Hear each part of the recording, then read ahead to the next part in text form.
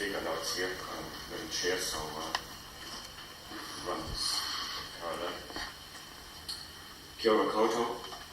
My name is Axel Wilke. I'm a transport planner here in the private capacity. I've always assisted the St Albans Residents Association in a private capacity on this matter. And you might ask yourself, why am I asking you this? But how close can you park to Castile Square on a public road all day long for free? Any ideas? 400 meters. It's a pretty good guess. 430. And I will come back to you why I am asking this question and what that has to do with the Northern Arterial. The idea of having a Northern Arterial has been around since 1960, in particular in '64. The plan is stood at an elevated motorway running halfway between Baylors and Vestry. It would be fair to say that the community has never really been that fond of this idea. It is one of the roads of national significance projects that the last government has put on. All these RONS projects have in common that they make very little economic sense, which is why they've been sitting indoors for decades, and so now we're building this thing for political reasons, because the last government believed that people would drive. So the present situation that we've got is that just carrying on with this, the northern, there's more demand, there's more roads, the northern corridor has more or less been built. The transport agency north of Q2 Drive wants to have their part open mid next year. Council south of Q2 Drive that's supposed to be finished and open by the end of this year. And we are here because you've just consulted on the downstream effects that this causes. Now you may have seen this document, this article in the SARA last Thursday. It is a reasonably good description of what it is that's proposed by us. Unfortunately, the reporter got a key detail wrong with regards to parking. She interviewed Paul Longsdale from the Centric Business Association and Councillor Leon Swix, who are both quoted in the article as not being supportive of our alternative proposal. I'll come back to that later. That's what it says. The question needs to be asked though, will this even work? What's being built? The last time we did something like that, it was the Southern Motorway. We had 4 lanes of uninterrupted traffic flow that is trying to fit into a 4-lane arterial road, which is controlled by traffic lights. So up to a third of the time is being given to side streets, and the end result is that Graham Street is the city's biggest car park for 3 hours each weekday. So with the Northern Arterial, we are trying to fit 4 lanes of uninterrupted flow into a 2-lane arterial controlled by traffic lights. And even if you add clearways to that, it is hardly going to work, is it?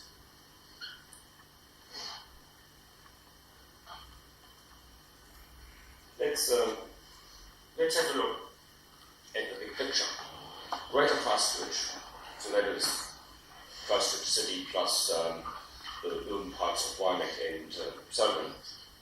Every 10 years, the Greater Christchurch region grows by 100,000 people. That means an additional 90,000 cars on the road, and we need 40,000 houses. And I've highlighted the scary number of this. Every 10 years, under a business as usual approach, we aim 90,000 cars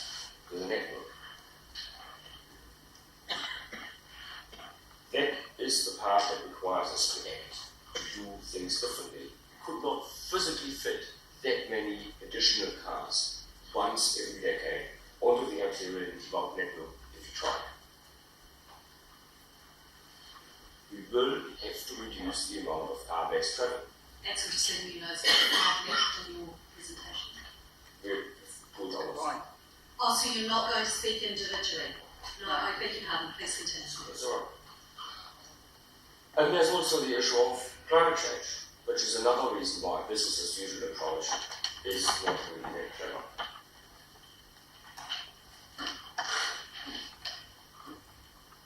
Kiwis love their cars, right? Canterbury has the third highest car ownership rate in New Zealand as a region. Significantly higher than Auckland and Wellington. 913 cars in Canterbury, the other two cities around 700. Huge difference.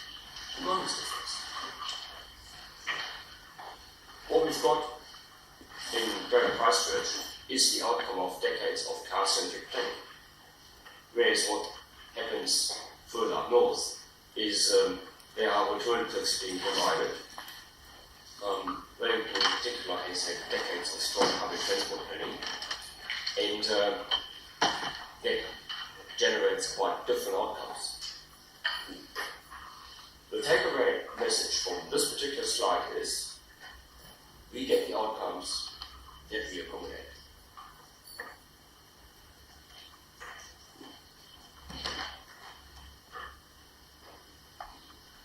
With a few of my friends and colleagues, we are currently running a series of passenger rail workshops, and in March we had the Minister of Transport and Minister of Housing and Urban Development, Phil Twyford, speak to us, and he told us at that time that he had just briefed the New Zealand Transport Agency to work closely with ECAM on the task of reducing car trips. I want you to achieve mode shift, is what he told the Transport Agency. I want you to increase the uptake of sustainable transport modes. The Northern Arterial, obviously, in its current form, achieves the exact opposite of what the Minister would like the Transport Agency and ECAM to achieve. So there appears to be some kind of disconnect. We've had a change of government. We're carrying on with the last government's agenda and doing the exact opposite from what the current government would like us to achieve. And I would suggest that most importantly we have split responsibilities. There's the Transport Agency building the road north of Purity Drive, the City Council building it south of Purity Drive, and the Regional Council being in charge of organising public transport. Is there actually anybody in charge of our own? I suggest that's the problem.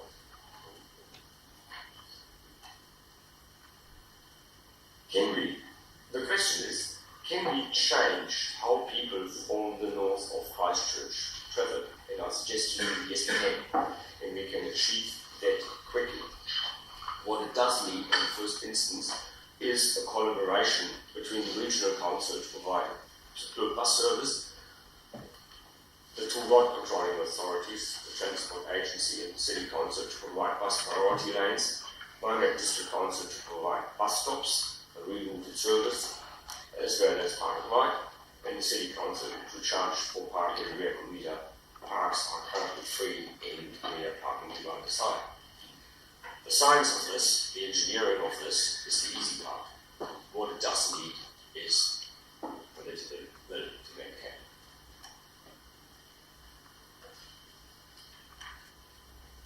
This slide shows public transport patronage over the last 20 years in Christchurch, the blue line, Auckland, the orange line, and Wellington, the green line. What you see is Wellington has about 3 times as much public transport use as Christchurch currently. Auckland had the same rate of public transport use in 2008 and has since left us in its dust. Their rate is about twice as high. what we see for Christchurch is that our public transport usage has been declining since 2014, and I find that absolutely scandalous. That is going in the wrong direction, and we need to change that. What I would also like to show you is, here's a slide showing 3 years worth of data, the last 3 years, including Queenstown. Queenstown had a very poor public transport service. In November 2017, they changed it all around and introduced modern vehicles, regular headway for all their routes, guaranteed connections, Wi-Fi on all the buses, and affordable fares. Result, within a couple of months, they nearly trebled their public transport use, and on per capita basis, they have more public transport in Queenstown now than we have in Christchurch. That is how fast you can change things around. And I'll come back to this example.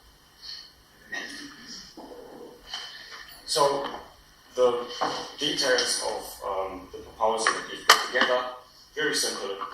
Component number one, you need a new bus route. So the blue line on there comes from Rangiora through Kaya Point and then goes to the Northern Arterial. Currently, that line uses Main North Road and Pakenui Road, which is shown as the red line.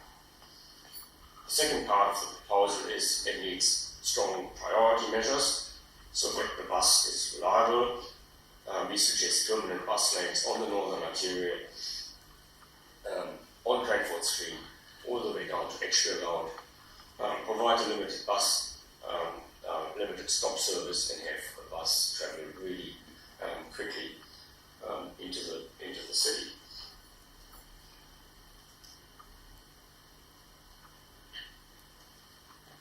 There are two reasons for having a bus lane. Firstly, we want to achieve competitive travel times for the bus so that during the peak times you are faster in the central city on the bus than by driving. And secondly, installing permanent bus lanes reduces the number of general traffic lanes from 4 to 2. Therefore, that reduces the number of cars that can fit along the motorway. That puts a lid on how much individual driving can be accommodated. And that is all you need, I suggest, in order to deal with the downstream effects management. There won't be any more traffic arriving in St Albans. There will be more people travelling through St Albans, but many of them are on the bus. The third part of the proposal is paid parking. We suggest park and ride, which Waimea District is in the process of implementing, should be charged. We talked to them last week and suggested make sure that you put park and ride stations so that they can work for the bus at the moment and they can work for charge for parking, and B, it generates income, revenue that the city could use to hand over to the region to fund the public transport system. And you might think that sounds a bit strange, and that is the core of what they did in Queenstown in November 2017, which trebled their bus use. The district council worked for a few months with the population. They agreed, yes, we have the parking, paid parking, massively extended through Queenstown so that the district can hand over funding to the region to provide a much better bus service, which they were totally surprised when they trebled the usage numbers.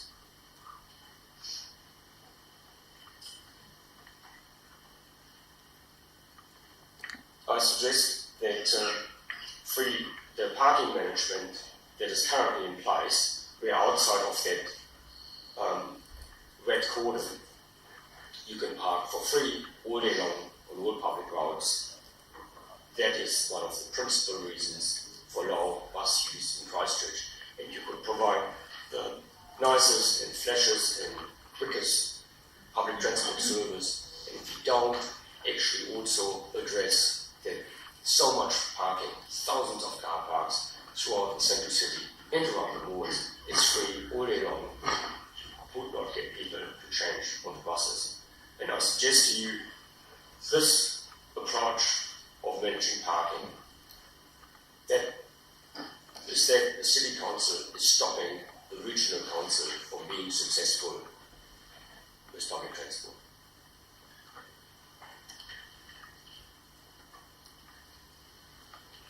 Parking is obviously a contentious issue, and you just simply cannot shy away from it because it's contentious. It is absolutely critical that we do not simply focus on the central city. Sorry, the knot is missing in that line. We cannot give the impression that we do something to the central city that makes it less attractive compared to the malls. So that's the part that the report from the SARA got wrong. So when we went to Paul Lonsdale last week and showed him our proposal and explained it to him, he said, oh, it doesn't actually give disadvantage to the central city if it gets done around the malls. He said, I have absolutely no qualms that on that basis the Central City Business Association will be supportive of that. I certainly am as an individual.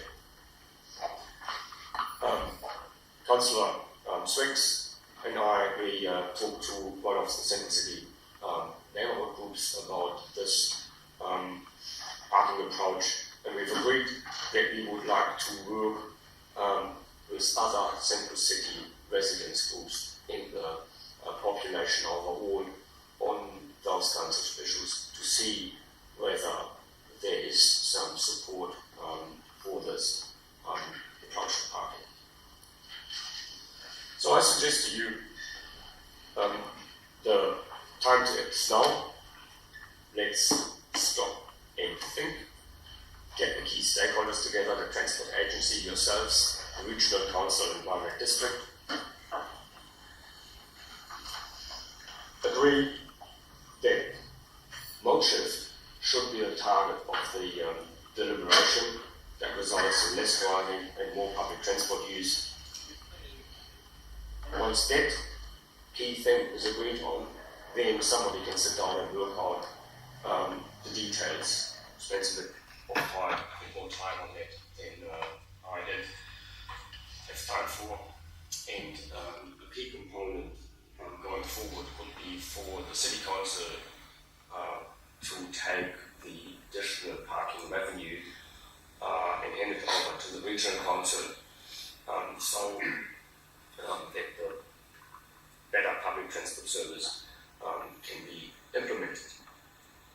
I would also suggest to you, or would like to remind you, that this kind of approach saves you all the downstream capital works funding, or most of it, that you had allowed for, and different better things can be done with that. That part highlighted there, that's the key. You've got to agree that mode shift should be the target. And once you've got that, everything else will just fall into place. So, how do you implement this? Bus route on the Northern Arterial. That's a critical thing from day one when that thing is opened. Bus lanes, I suggest to you, that's critical from day one, but it would be okay to do so on the section that you control south of Q2 Drive only. If the transport agency has, for whatever reason, some problems getting their head around it, and that might well be the case, start with your part first. Park and ride, I don't regard that as being a critical component, that can come later. Paid parking, I would suggest that is critical from day one, but you could start in commercial areas only in the first instance if it takes somewhat longer to get residents on board. What is critical is that from day one, that it's not just Central City, because we would not get the support of the Central City Business Association if we didn't also go into the suburbs.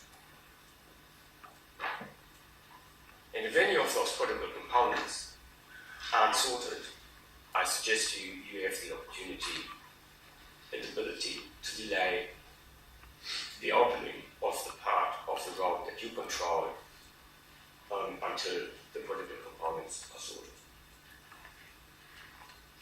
Now, I don't know whether the staff have actually gone through the submissions and given you a summary of what people actually said, how the opinions fell as regards to whether they are opposed to the DEMP or whether they are opposed to the DEMP and support the alternative plan. Here's such a graphic. Mark has prepared quite a number of pie charts. Have you actually shared that with? Well, we're sharing it now. Okay. Well, this is one of several pages of pie charts. Yeah. It's very telling. The community isn't very fond of what you've been asking them to make choices of, that's fair to say. And I've been thinking about whether I should be apologetic of causing council a lot of trouble over this. And when I thought this through, I thought, well, look, the community doesn't really want this. You're not feeling the love. and here we've worked something out that the community does support. I would suggest it is workable. Therefore, if you simply implement that, then there is no reason for me to be apologetic about anything. In fact, you might want to thank me for actually doing this work for you so that you stay outside this community. Thank you.